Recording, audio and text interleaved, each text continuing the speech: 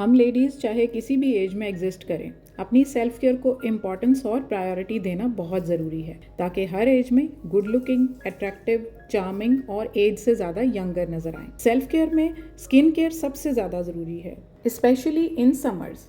मैं अपनी बहुत अर्ली एज से ही स्किन केयर करती आ रही हूँ। नो डाउट वक्त के साथ साथ प्रोडक्ट्स और रेमेडीज़ बदलती रहीं, लेकिन till date daily and specially summers में अपनी स्किन एंड हेयर केयर के लिए कौन से स्टेप्स फॉलो करती हूँ, let's see in today's video. अस्सलाम वालेकुम एवरीबॉडी एंड वेलकम बैक। वैसे तो हमारी पूरी बॉडी की ओवरऑल इंटरनल और एक्सटर्नल केयर बहुत ज़रूरी है, जिसके लिए डाइट के साथ साथ एक्सटर्नल ट्रीटमेंट करना तो मस्ट है। अब इसके लिए डेली मैं अपने हेयर केयर के लिए सबसे पहले तो स्कैल्प मसाजर से 5 से 10 मिनट के लिए मसाज ज़रूर करती हूँ, जिससे ब्लड सर्कुलेशन इम्प्रूव होती है, हेयर फॉलिकल्स को नरिशमेंट और स्ट्रेंथ मिलती है, जिससे हेयर फॉल और डैंड्रफ ख़त्म हो जाता है, स्ट्रेस और टेंशन ख़त्म होता है, सर दर्द बिल्कुल नहीं होता, स्कैल्प क्लियर रहती है और स्लीप क्वालिटी बहुत इम्प्रूव होती है, जिससे हमारा मूड बहुत अच्छा रहता है। तो डेली 5 से 10 मिनट मसाज करने से कोई फ़र्क नहीं पड़ता। इससे हमें अगर इतने फ़ायदे मिल रहे हों, ये स्कैल्प मसाजर इजीली अवेलेबल है दराज पर या किसी भी साइट पर, टीमू पर आप इसको ऑर्डर करके मंगवा सकते हैं। बहुत चीप रेट्स पर मिल जाता है, लेकिन इसके फ़ायदे अगर आप देखें ना तो बहुत ज़्यादा, अभी मैंने बहुत कम आपको बताएं। उसके बाद कोई भी हेयर ऑयल हो तो वीक में 2 दफ़ा ना हेयर ऑयल से ना मैं अच्छे से मसाज कर लेती हूँ नहाने से पहले। डेली शावर लेना तो मेरी रूटीन है ही समर्स में, नो डाउट, लेकिन कोई भी ऑयल हो, रोज़मेरी हो, अनियन हो, आर्गन ऑयल, मोरक्कन ऑयल, ये बहुत ज़्यादा मैं यूज़ करती हूँ। मेरा वेट लॉस के दौरान हेयर फॉल भी इसकी वजह से बिल्कुल ख़त्म हो गया था। तो कोई भी आपके पास ऑयल है ना, डिपेंड करता है कि आपके पास कौन सा अवेलेबल। इवन सरसों का तेल भी है ना, तो आप समर्स में वीक में 2 दफ़ा अच्छे से अपने सर का मसाज ज़रूर करें, ताकि आपकी स्कैल्प क्लियर रहे, आपको खुश्की, डैंड्रफ ना हो, आपके बाल टूटे ना, थिन ना हो और आपकी हेयर ग्रोथ अच्छी रहे। क्योंकि सर में अगर ब्लड सर्कुलेशन इम्प्रूव रहेगी ना तो हमारी बालों की ग्रोथ बहुत अच्छी होगी। किसी भी एज में हम एग्जिस्ट करें, ख़ासकर टीन एज में बच्चियों को हेयर ऑयलिंग की ज़रूर आदत होनी चाहिए। मैं स्टार्ट एज से ही कोकोनट ऑयल से अपना हेयर मसाज किया करती थी। इवन मैं कॉलेज भी जाती थी ना तो मैं अपना हेयर मसाज ज़रूर करती थी कोकोनट ऑयल से, और टिल डेट मैं यही आइडिया फॉलो करती हूँ। उसके बाद किसी भी शैम्पू के साथ समर्स में ना स्पेशली जो कि सल्फेट फ्री शैम्पू हो तो मैं वो यूज़ कर लेती हूँ, और उसके बाद लूफ़ा ज़रूर यूज़ करती हूँ, ताकि जितने भी समर्स की वजह से डर्ट या डस्ट पार्टिकल्स हैं हमारी बॉडी पर रिमूव हो जाएं और हमारी बिल्कुल बॉडी सॉफ्ट हो जाए। समर्स में स्पेशली आउटफिट जो है मैं वो फ्लोरल और वाइब्रेंट कलर्स यूज़ करती हूँ या पेस्टल कलर्स यूज़ करती हूँ। डेंस और डार्क कलर्स यूज़ नहीं करती, क्योंकि बाहर अगर निकलना हो या वैसे भी वो हीट अब्जॉर्ब करते हैं तो हीटिंग इफेक्ट होता है। लेकिन अगर हम वाइब्रेंट कलर्स यूज़ करें, नज़र को भी बहुत अच्छे लगते हैं और कूलिंग इफेक्ट भी देते हैं। तो शावर लेकर कपड़े पहनने के बाद फिर मैं अपना आजकल जो फेस वॉश यूज़ कर रही हूँ ना, वो ये आपको नज़र आ रहा है, जो कि मल्टी करेक्शन रिफ्रेश और ग्लोइंग फेस वॉश है और जेल क्लींजर के तौर पर काम करता है। द बेस्ट पार्ट इज़ कि ये जेल बेस्ड है, ये क्रीम बेस्ड नहीं है, फोमी बेस्ड नहीं है, ये बिल्कुल जेल बेस्ड है, जिससे कि कोई चिपचिपाहट और किसी किस्म का कोई स्किन ऑयली नहीं होती और बहुत अच्छी क्लीन और क्लियर हो जाती हो। और इसकी नोज़ल भी इतनी ज़बरदस्त है ना, उसके ऊपर भी लिड दिया हुआ है, तो देखें जेल बेस्ड है बिल्कुल। इसको अप्लाई करना भी बहुत ईजी है और बहुत लॉन्ग लास्टिंग है, बहुत देर तक चलता है। तो बोल्ड एंड शाइन एस्थेटिक्स का ये प्रोडक्ट भी मैं हाईली रिकमेंड करूँगी। फेस वॉश जो है, इससे पहले सीरम भी बता चुकी हूँ, फेस वॉश बहुत ज़बरदस्त है, बस ज़रा सा 2 ड्रॉप्स आपको काफ़ी होंगे। और इसके साथ ना आपकी स्किन जो है वो हर तरह की स्किन के लिए ये सूट करता है, ख़ासकर जिनकी ऑयली स्किन है ना, तो बिल्कुल ऑयल रिटेन नहीं रहता। और आप इसको डेली बेस पर 2 दफ़ा यूज़ करके तो अपनी स्किन को बिल्कुल क्लीन और क्लियर कर सकते हैं। उसके बाद ना मैं अपनी हाइजीन का बहुत ज़्यादा ख्याल रखती हूँ, जिसके साथ ऑब्वियसली हमने टूथब्रश तो यूज़ करना ही होता है, toothpaste twice a day, but उसके साथ ये टंग स्क्रैपर यूज़ करना मैं बिल्कुल नहीं भूलती, क्योंकि इससे ना बिल्कुल माउथ जो है वो ओडरलेस रहता है, आपकी टंग क्लियर रहती है, कोई भी किसी किस्म की बैड ब्रेथ नहीं आती। उसके बाद ये लिस्ट्रीन या माउथ वॉश कोई भी डाइल्यूट करके भी मैं दिन में 2 दफ़ा यूज़ कर लेती हूँ। स्पेशली रात को तो सोते वक्त मैं लाजमी यूज़ करती हूँ, ताकि किसी किस्म की कोई स्मेल ना आए। उसके बाद नहाने के बाद मैं ये रोल ऑन ज़रूर यूज़ करती हूँ। इतना ईजी होता है इसको अप्लाई करना और सारा दिन आप इतने रिफ़्रेशिंग रहते रहते हैं ना, क्योंकि हमने किचन में भी काम करना होता है, बाहर भी जाना होता है, और समर्स में स्वेटिंग होना नॉर्मल सी बात है। कुछ लोगों को स्वेटिंग ज़्यादा होती है, कुछ को कम होती है। तो बहरहाल मुझे तो बहुत कम होती है स्वेटिंग, लेकिन फिर भी ना मैं ये रोल ऑन ज़रूर यूज़ करती हूँ। हाँ, अगर आपके पास रोल ऑन नहीं है तो उसका एक ऑल्टरनेटिव मेरे पास है, वो ये है ये फिटकरी। इसका एक छोटा सा पीस ना आप वॉशरूम में ही रख लें। अगर आपके पास रोल ऑन नहीं है, अगर आप उस पर इन्वेस्ट नहीं करना चाहते, तो बस इसको आप रब कर लें अपने जो इंटरनल एरियाज़ हैं उन पर, तो किसी किस्म की कोई ओडर नहीं आएगी।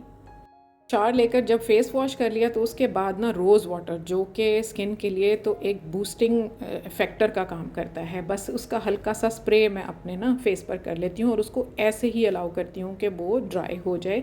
उसको बिल्कुल मैं उसके लिए टॉवल यूज़ नहीं करती। तो ये स्किन को ना बहुत ज़्यादा हाइड्रेटिंग और रिफ़्रेशिंग रखता है, और इतनी अच्छी इसकी फ्रेगरेंस भी होती है, तो हम बहुत ज़्यादा फ्रेश फील करते हैं। शावर लेकर गीले बालों में ना मैं लूज़ कॉम्ब यूज़ करती हूँ, क्योंकि जो दूसरी कॉम्ब होती है उससे बाल टूट भी सकते हैं, बाल सॉफ्ट हुए होते हैं। तो लूज़ कॉम्ब के साथ ना बहुत कम चांसेस रह जाते हैं कि आपके बाल टूट रहे हों या गिर रहे हों। तो अगर आप लूज़ कॉम्ब यूज़ करते हैं तो बाल बहुत कम निकलेंगे, हार्डली कोई एक दो बाल, जैसे ये देखें कि बिल्कुल आपको नज़र भी नहीं आ रहा होगा, कोई एक दो बाल निकले हैं। तो बस लूज़ कॉम्ब सबसे पहले मैं यूज़ करती हूँ, और उसके बाद मैं अपना जो नॉर्मल हेयर ब्रश है ना वो यूज़ करती हूँ। तो कोई भी चीज़ मैं यूज़ करूँ, बेशक मैं लूज़ कॉम्ब यूज़ करूँ या हेयर ब्रश यूज़ करूँ, तो उसके जो बाल जो भी निकलते हैं ना उनको मैं संभालती जाती हूँ। पास ही मैंने ना ड्रेसिंग एरिया पर एक डिब्बी सी रखी होती है, जब भी मुझे टाइम मिलता है, तो इसको आगे चलकर मैं बताऊँगी इसको मैं क्या करती हूँ। जी, बालों में कॉम्ब करने के बाद नेक्स्ट स्टेप जो है ना वो कोई भी सीरम यूज़ करना है। तो ये स्किन फैक्ट्स का ना स्पॉटलेस ग्लो सीरम मैं यूज़ करती हूँ। इतना ज़बरदस्त है ना ये स्किन पर, मुझे इतना सूट किया। हाइलुरोनिक एसिड और ग्लूटाथायोन, विटामिन सी, इतना ज़बरदस्त कॉम्बिनेशन है ना ये, कि जितने भी मैंने अभी तक सीरम्स यूज़ किए हैं ना, मुझे ये सबसे बेस्ट लगा है। स्किन को एकदम हाइड्रेट कर लेता है और एकदम स्किन ग्लो करती है, और इतनी सॉफ्ट हो जाती है ना। इसको डैप डैप करके बस अप्लाई करना होता है, ज़्यादा सख्त हाथ नहीं लगाना होता। तो मेरी स्किन जो है ना वो एकदम रिफ़्रेशिंग हो जाती है, ख़ासकर समर्स में। उसके बाद स्किन एक्वा का ये मैं हाइड्रेटिंग सीरम भी ज़रूर अप्लाई करती हूँ। अगर मैं रोज़ वाटर नहीं यूज़ करती ना, तो ये उसका अल्टरनेटिव, बेस्ट अल्टरनेटिव है। ये मॉइस्चराइजिंग सीरम है, ये आपकी स्किन को हाइड्रेट रखता है और रिजुविनेट करता है। तो इतना ज़बरदस्त इसका इफ़ेक्ट होता है ना कि ज़रा सा अप्लाई करें तो उससे आपकी स्किन को थेराप्यूटिक इफ़ेक्ट मिलता है। मॉइस्चराइजिंग करता है, नरिशिंग करता है, लाइटनिंग करता है और आपकी स्किन पर, और स्किन को एंटी एजिंग कर देता है। बिल्कुल कोई फाइन लाइंस, रिंकल्स नहीं रहते, क्योंकि स्किन जो है गर्मियों में इतनी ज़्यादा ड्राई और स्केली हो जाती है। अगर हम परवाह ना करें ना स्किन की, तो थोड़ा सा हमें स्किन को हाइड्रेट करना तो मस्ट है। और इंटरनल हाइड्रेशन के लिए मैं आपको अपनी हर दूसरी वीडियो में बता रही होती हूँ कि पानी का इंटेक ज़रूर रखें। 10 से 12 ग्लास डेली समर्स में पानी, कच्ची लस्सी या दूसरी लस्सी ज़रूर यूज़ करें, लेकिन उसके साथ ये एक्वा सीरम ज़रूर यूज़ करें, तो आपकी स्किन बिल्कुल हाइड्रेटेड रहेगी। उसके बाद बालों को हल्का सा ड्राई करने के बाद ना अब इनके ऊपर भी मैं सीरम ज़रूर अप्लाई करती हूँ। आपको लग रहा होगा कि ये बहुत सारे स्टेप्स हैं, लेकिन बिलीव मी गाइज़, ये 5 से 10 मिनट के स्टेप्स होते हैं, जो कि आपको नहाने से लेकर बाद में 5 से 10 मिनट में आपकी ये स्किन और हेयर केयर बहुत अच्छे से हो जाती है। तो ये कोकोनट मिल्क सीरम है, या इसके अलावा वाटिका का ये ऑनियन ऑयल सीरम है, इसको भी आप यूज़ कर सकते हैं। ये इतना लाइट वेट है ना, तो इसके इतने ज़्यादा इफ़ेक्ट्स हैं कि आपके जो हेयर है ना वो बिल्कुल स्मूथ हो जाते हैं, हेयर फॉलिकल्स को स्ट्रेंथ मिलती है, बाल टूटते नहीं हैं। जब ड्राई नहीं होंगे तो टूटेंगे कैसे? कोई आपकी स्कैल्प जो है उसकी ग्रोथ इतनी इम्प्रूव होती है, उसके अलावा डैंड्रफ बिल्कुल नहीं होती। तो इसके इतने सारे बेनिफिट्स हैं। ये थोड़ा सा कॉस्टली है, लेकिन मुझे इसके रिज़ल्ट्स बहुत अच्छे लगे हैं, तो मैं इसलिए इसको यूज़ करती हूँ। तो उसके साथ जो मैंने वाटिका का आपको बताया है वो बहुत इकनॉमिकल रेंज में मिल जाता है, तो आप वो भी यूज़ कर सकते हैं। लेकिन ये मोरक्कन ऑर्गन ऑयल और इससे रिलेटेड हर किस्म की प्रोडक्ट्स मैं यूके से मंगवाती हूँ। मेरी फ्रेंड अक्सर मुझे गिफ्ट कर देती हैं, या मैं ख़ुद मंगवा लेती हूँ। अब तो यहाँ पर भी ऑनलाइन ईजीली अवेलेबल हैं, तो इनकी प्रोडक्ट्स से मुझे बड़े बेस्ट रिजल्ट्स मिले हैं, इसलिए मैं आपके साथ शेयर कर रही हूँ। लेकिन मेरा बिल्कुल ये आइडिया नहीं है कि मैं आपको बहुत कोई महंगी प्रोडक्ट बताऊँ, इसके साथ मैं आपको अल्टरनेटिव्स भी बता रही हूँ। कि स्किन केयर हो, हेयर केयर हो, कोई भी हो, इन दोनों चीज़ों के लिए ना आप कॉम्प्रोमाइज़ ना किया करें, इकोनॉमिकल ना चीज़ को देखा करें, चीज़ का रिज़ल्ट देखा करें। एक ये वन टाइम इन्वेस्टमेंट होती है, बार बार आपको इन्वेस्ट नहीं करना होता, लेकिन आपकी जो स्किन और हेयर है ना, उनकी ग्रोथ के लिए ये चीज़ें बहुत मैटर करती हैं। तो बालों को गीला रख कर ना मैं एकदम बांध नहीं लेती, बस हल्का सा लूज़ सा कोई कैचर सा लगा कर ना थोड़ी देर के लिए, जब तक बाल पूरी तरह से ड्राई नहीं हो जाते ना, तो बस उनको मैं इस तरह से टाई कर लेती हूँ ताकि बाल ड्राई हो जाएं, हवा फिरे इनके अंदर। अगर हम बांध लेंगे तो पसीना भी आएगा, स्मेल पैदा होगी और बाल टूटेंगे भी और बालों की ग्रोथ पे असर पड़ेगा।